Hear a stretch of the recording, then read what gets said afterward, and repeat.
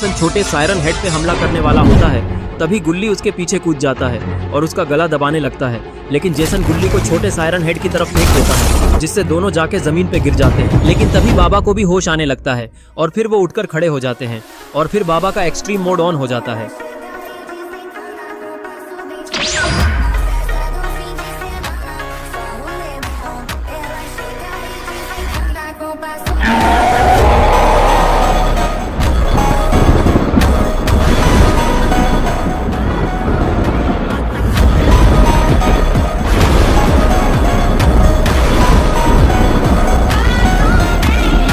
बाबा का इतना भयानक रूप देखकर जेसन को डर लगने लगता है, क्योंकि बाबा पहले भी जेसन को बहुत बुरी तरीके से हरा चुके हैं और दूसरी बार भी जेसन बाबा से डर के भाग गया था। और तभी आसमान से कोई हथियार नीचे की ओर आने लगता है और वो सीधे जेसन के सामने आके गिरता है, जिससे एक धमाका होता है और सब लोग दूर जाके गिरते हैं। और फिर वो हथियार उस जगह पे लेविटेट होने लगता है और उसमें से बिजली निकल रही होती है। तभी बाबा वहाँ पर आ जाते हैं और वो हथियार बाबा के हाथ में आ जाता है। इसका मतलब ये हथियार और किसी का नहीं बल्कि बाबा का था। तभी खूनी बाबा ये सब देखकर बोलता है कि तुम्हारे पास बहुत अच्छी अच्छी शक्तियां हैं, लेकिन मेरे सामने ये सब काम नहीं आएगा, क्योंकि मैं तुमसे भी ज्यादा ताकतवर हूँ और अगर तुम्हारे अंदर दम है तो मुझसे सामना करके दिखाओ। खूनी बाबा के इतना बोलते ही एक बिजली उस पे गिरती है और वो वहाँ से उड़कर कहीं जाने लगता है। इस बार बाबा उसको जिंदा नहीं छोड़ना चाहते, इसलिए उसके पीछे पीछे वो भी उड़कर जाने लगते हैं।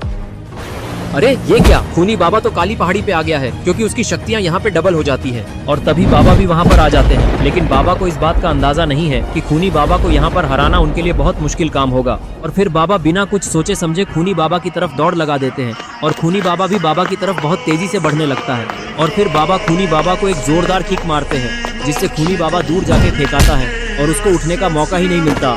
उससे पहले ही बाबा उस पे मुक्के बरसाने लगते हैं। 4-5 मुक्के खाने के बाद अगला मुक्का खूनी बाबा रोक लेता है और बाबा को उठाकर दूर फेंक देता है, लेकिन बाबा को इससे ज्यादा फर्क नहीं पड़ता और वो तुरंत उठकर खड़े हो जाते हैं। और तभी उनके अंदर से फिर से बिजली जादू से निकलने लगती है। ये देखकर खूनी बाबा भी अपनी शक्तियाँ इकट्ठा करने लगता है और फिर वो अपनी हैमर को मंगवाता है और फिर दोनों अपना अपना हथियार एक दूसरे की तरफ फेंक देते हैं और दोनों का हथियार बीच हवा में ही टकरा जाता है, जिसके कारण उनके बीच में से चिंगारी निकलने लगती है और इसके कारण कभी भी धमाका हो सकता है। तभी खूनी बाबा बाबा से बोलता है कि तुम कितनी भी कोशिश कर लो, इस काली पहाड़ी पे मुझे कोई नहीं हरा सकता, क्योंकि यहाँ पे मेरी शक्तियाँ 10 गुना हो जाती हैं और तुम्हारी छड़ी की मदद से मैं और भी शक्तिशाली हो जाऊंगा और फिर तुम्हें मार के इस दुनिया पे राज करूंगा, तो तुम तैयार हो जाओ मेरे हाथों मरने के लिए। खूनी बाबा की इतनी बकवास सुन के बाबा भड़क जाते हैं और उसको बोलते हैं कि तुम्हें क्या लगता है मैं तुम्हें इतनी आसानी से गुल्ली बुल्ली को मारने दूंगा? और अगर तुम्हें ऐसा लगता है तो तुम बिल्कुल गलत सोच रहे हो, क्योंकि आज मेरा नहीं तुम्हारा आखिरी दिन होगा इस धरती पे। लेकिन तभी इन दोनों के हथियार के इतने देर तक टकराने के कारण वहाँ पे एक बहुत ही बड़ा धमाका होता है और इस धमाके के कारण बाबा दूर जाके गिरते हैं और उनका एक्सट्रीम मोड भी ऑफ हो जाता है। लगता है बाबा को बहुत ज्यादा चोट लगी है। अरे ये क्या, बाबा तो बेहोश ही हो गए। इधर दूसरी तरफ खूनी बाबा भी दूर जाके फेंकाता है और वो भी बहुत ज्यादा घायल हो जाता है और फिर वो रेंग रेंग के कहीं जाने लगता है। लेकिन खूनी बाबा आखिरकार कहाँ जा रहा है? अरे ये क्या, खूनी बाबा तो जादुई छड़ी की ओर बढ़ रहा है ताकि वो फिर से ठीक हो सके। और फिर खूनी बाबा उस छड़ी के पास पहुंच जाता है और बिना वक्त बर्बाद किए उस छड़ी को इस्तेमाल करने लगता है, जिसके कारण उसमें से एक बिजली निकलती है और सीधा आसमान में जाती है और तभी उसके ऊपर बहुत जोरदार बिजली गिरती है, जिसके वजह से वो एकदम पहले की तरह ठीक हो जाता है और उसकी सारी शक्तियाँ भी वापस आ जाती हैं। और फिर खूनी बाबा जोर जोर से हंसने लगता है और इस तरफ बाकी सबको भी होश आ गया है और सब लोग उठकर खड़े हो जाते हैं, साथ में अपना अपना हथियार भी ले लेते हैं। लेकिन आखिरकार तुंग तुंग तुंग सहूर कहाँ पे है?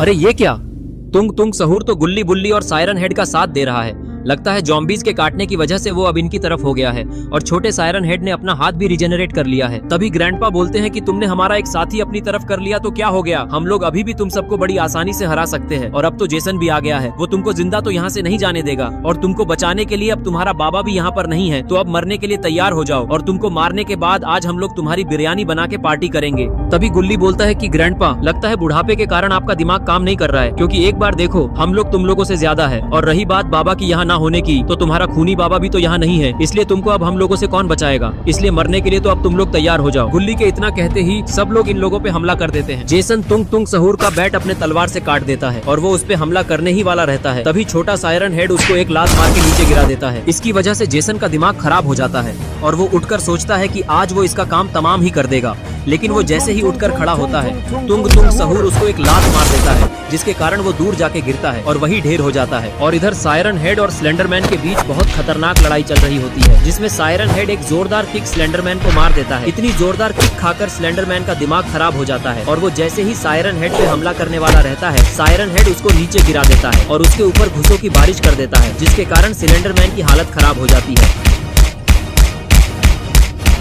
और इधर अपना पॉटी बॉय शॉन और खूनी पिग मिलके मिस्टर मीट की हजामत बना रहे होते हैं। लेकिन आखिर ये पॉटी बॉय शॉन क्या कर रहा है? अरे ये क्या, ये तो लड़ाई के बीच में मिस्टर मीट को मारने की जगह इसका मीट खाने में बिजी है। लगता है पॉटी बॉय शॉन को 10 दिनों से खाने को नहीं मिला है। और खूनी पिग मिस्टर मीट के कंधे पे चढ़ के उसके सिर पे मुक्कों की बारिश कर रहा है। ग्रैंडपा जैसे ही गुल्ली पे हमला करते गुल्ली उनके वार से बच जाता है और बिना देरी किए वो ग्रैंडपा का खून उड़ा देता है और ग्रैंडपा दर्द सह नहीं पाते और उसके कारण जमीन पे गिर जाते हैं और उनका काम तमाम हो जाता है।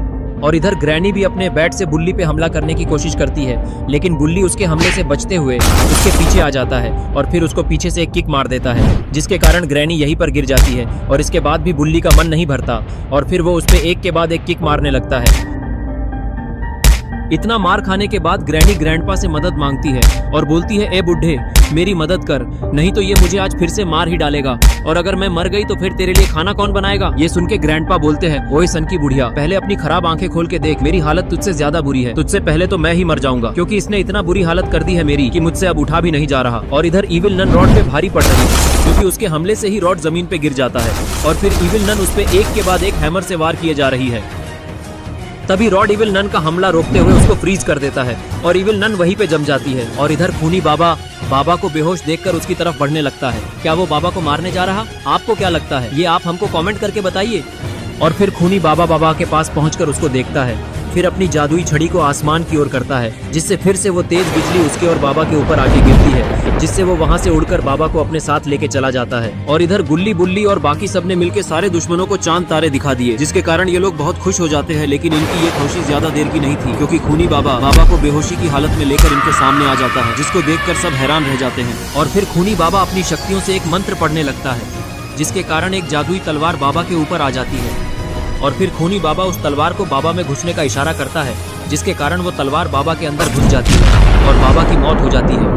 और फिर खूनी बाबा गुल्ली बुल्ली से बोलता है कि तुम्हारा बाबा तो अब इस दुनिया में नहीं रहा, मैंने बोला था ना कि आज उसका इस धरती पे आखिरी दिन होगा, और अगर तुम लोगों को मेरे हाथों नहीं मरना है तो जल्दी से मेरे सामने अपने घुटने टेक दो, वरना तुम्हारा भी वही हाल होगा जो इस बाबा के साथ हुआ है। तुम्हारे पास सिर्फ एक ही रास्ता है बचने का, या तो तुम जिंदगी भर मेरे नौकर या फिर गुलाम बन के रहो, नहीं तो मरने के लिए तैयार हो जाओ। खूनी बाबा जैसे ही ये सब बोलता है तभी इन लोगों की तरफ कोई बाइक से आने लगता है, लेकिन आखिर ये है कौन? अरे ये क्या, ये तो घोस्ट राइडर है। लगता है ये बाबा की मौत का बदला लेने आया है। इसका मतलब अब खूनी बाबा का बचना नामुमकिन है। और तभी घोस्ट राइडर अपनी बाइक से नीचे उतरता है और वो सीधे खूनी बाबा की तरफ देखने लगता है। खूनी बाबा घोस्ट राइडर को देखकर बोलता है कि तुम जो कोई भी हो यहाँ से चुपचाप चले जाओ, नहीं तो अगर मुझे तुम पे गुस्सा आ गया तो मैं तुम्हें जिंदा नहीं छोड़ूंगा, क्योंकि मुझे गुस्सा आता है तो देखता नहीं, सीधा मारता हूँ। खूनी बाबा की बातें सुनकर घोस्ट राइडर जोर जोर से हंसने लगता है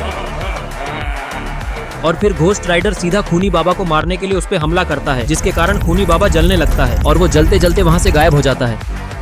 और फिर घोस्ट राइडर अपनी शक्तियों से बाबा की आत्मा को वापस बुलाता है और बाबा को जिंदा कर देता है। और उसके बाद घोस्ट राइडर बिना कुछ बोले अपनी बाइक पे बैठकर वहां से चला जाता है। तो दोस्तों आपको क्या लगता है, खूनी बाबा मर गया या अभी भी जिंदा है? कमेंट में बताएं।